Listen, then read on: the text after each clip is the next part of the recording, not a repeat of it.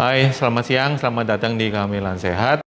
Kali ini Kehamilan Sehat mengadakan sharing, bincang-bincang dengan salah satu moms dari Kehamilan Sehat.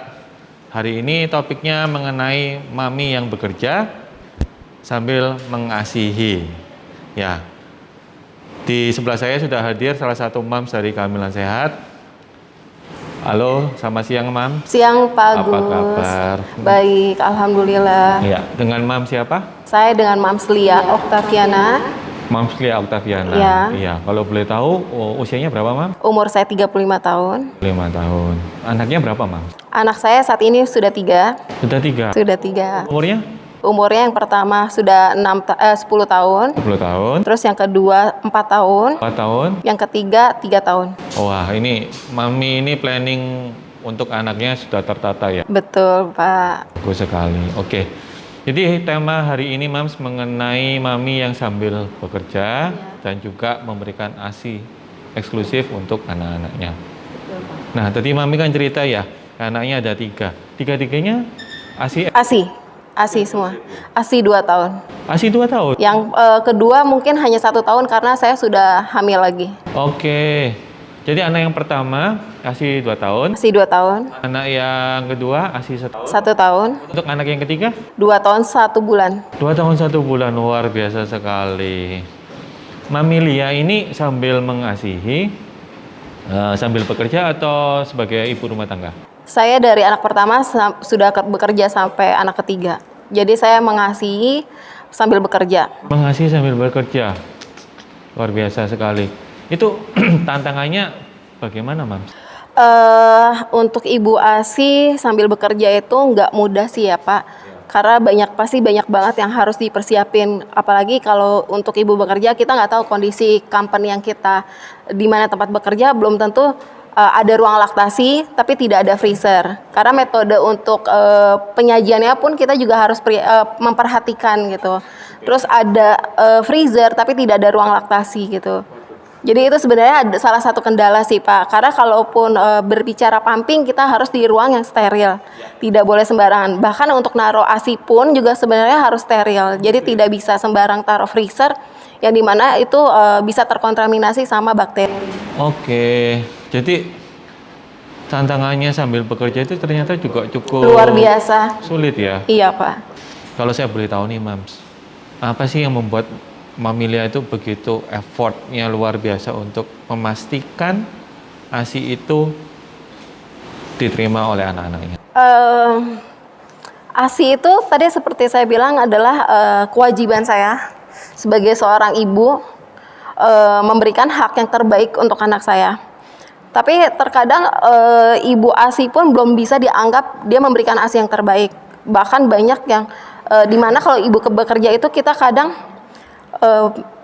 ada waktunya memang kita hektik, banyak kerjaan yang memang menguras pikiran, dan itu sangat mempengaruhi sama produktivitas ASI sih, Pak, gitu. Jadi belum lagi kalau kita ibu bekerja tidak bisa memenuhi kebutuhan asupan sayur, karena ibu ASI itu memang harus banyak makan sayur untuk produksi ASI yang lebih berkualitas.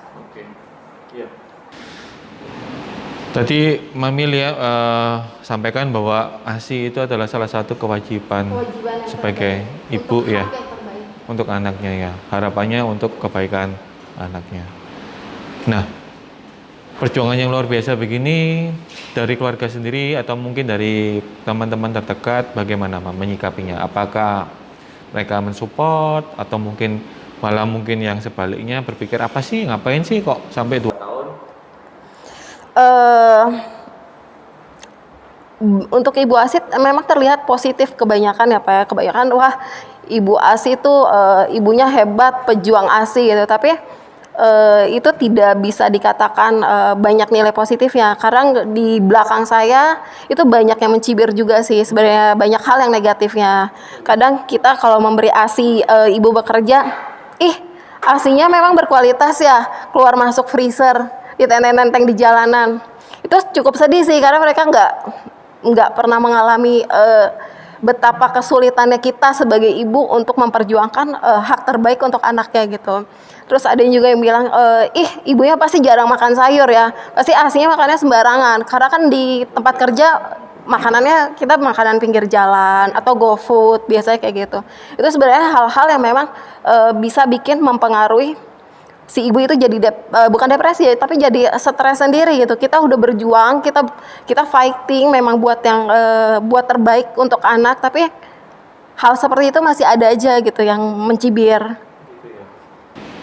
Nah, Mami sendiri ketika mendengarkan atau mungkin tidak sengaja tahu hal-hal yang tadi Mami ceritakan mengenai mencibir, Mami sendiri kiat-kiatnya supaya tidak terlalu terbawa stres? Bagaimana? Saya sih nggak menanggapi apa yang dikatakan mereka, cuman saya mencoba mengontrol emosional saya sih, lebih ke mood, karena memang itu mempengaruhi hormon untuk memproduksi ASI. Jadi saya ibu pejuang ASI itu sambil bekerja banyak banget yang harus kita perhatiin ya, bukan hanya dari cara penyajiannya saja, terus bukan hanya dari tempat pumpingnya, tapi lebih banyak ke mentalnya juga gitu. Banyak orang yang mungkin nggak bisa menghargai gitu ibu bekerja. Jadi seolah-olah, apalagi anak saya waktu itu pernah 2,5 bulan udah saya tinggal ke Jogja, dan itu pernah salah satu case di mana ASI saya selama bekerja itu nggak keluar. Jadi saya baru 2,5 bulan melahirkan, anak saya umurnya 2,5 bulan, saya udah ngurusin pameran di Jogja, terus ada pameran lagi di Singapura, conference itu benar-benar cukup banyak pikiran, banyak case yang memang harus saya kerjakan untuk menjadi problem solver. Ditambah lagi di hotel itu ASI saya nggak keluar. Itu sama sekali nggak keluar. Setelah event itu selesai, saya report semua budgeting dan segala macam, itu ngalir deras-derasnya. Dan pada saat ASI saya nggak keluar itu sempat frustasi karena saya nggak mau ASI saya berhenti pada saat umur 2,5 bulan, minimal setidaknya eksklusif 6 bulan.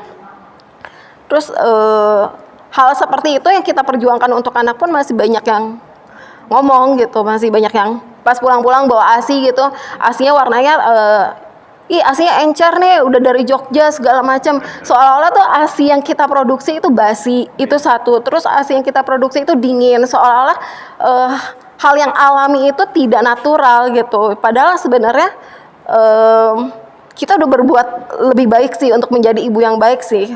Menurut saya sih kurang lebih seperti itu, Pak. Saya tahu itu tidak.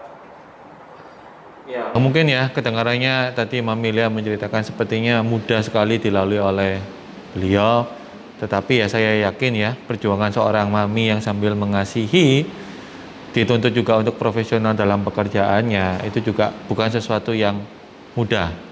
Tapi Mami Lia dengan 3 anaknya berhasil meskipun dilalui dengan tidak mudah ya Mami ya. Iya, nggak mudah sih Pak. Tidak mudah ya, tetapi ya Mami Lia berhasil, yang 3-nya hasilnya berhasil.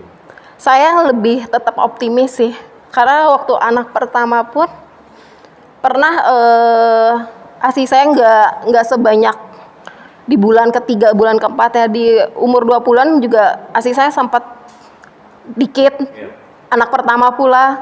Jadi itu udah saya tidak punya pengalaman, jauh dari orang tua, paling yang nolong saya itu tetangga.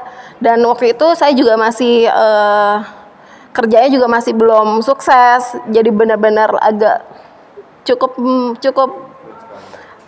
bukan menyulitkan ya, tapi saya cukup berjuang untuk gimana ASI itu tetap mengalir terus gitu, karena memang sempat frustasi 2 bulan itu nggak keluar sama sekali, udah dicampur sufor, tapi saya mau itu nggak akan ada terbiasa dengan sufor gitu.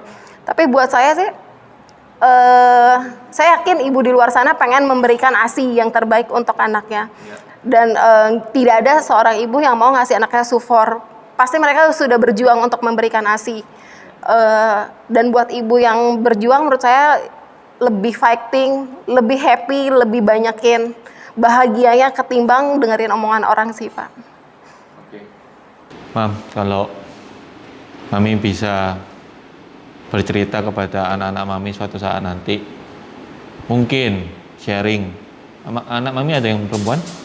Ya, ada perempuan. Iya, suatu saat mungkin mereka juga mengalami masa yang seperti Mami akan alami ya, menikah, berkeluarga, punya anak, harus bekerja sambil tetap memberikan yang terbaik buat anak-anaknya.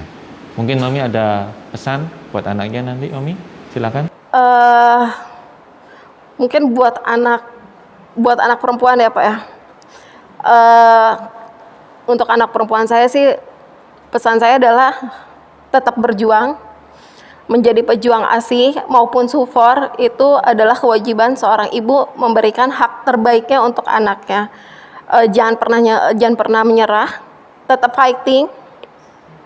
Terus kalau misalkan umur saya masih panjang sampai anak saya bisa memiliki anak lagi, mungkin saya akan lebih banyak memotivasi, mensupport, terus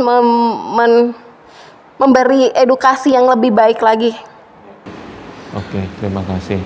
Dan untuk mungkin Mami, karena event kali ini kita adakan untuk sharing ya, bagaimana kiat-kiatnya. Mungkin Mami Lia punya 3 tips untuk mami-mami di luar sana yang kebetulan mungkin mengalami situasi yang sama ya, sambil bekerja, sambil juga ingin memberikan yang terbaik bagi anaknya. 3 tips. Untuk ibu pejuang ASI, yang pertama menurut saya harus happy, tetap semangat. Terus yang ketiga, jangan pernah mendengarin apa kata orang yang mereka nggak tahu perjuangan kita seperti apa.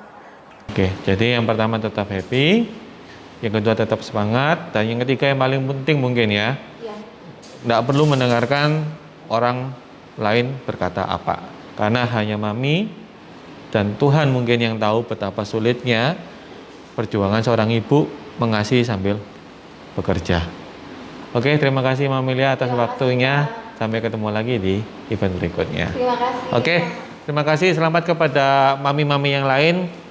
Pesan kali ini ya cukup baik. Jangan pernah berhenti menyerah. Apapun yang kalian lakukan, pasti itu yang terbaik buat anak kalian. Tetaplah berjuang, tetaplah semangat, dan seperti kata Mami Lia, nggak usah dengerin omongan yang tidak perlu. Sampai ketemu di episode berikutnya. Bye-bye.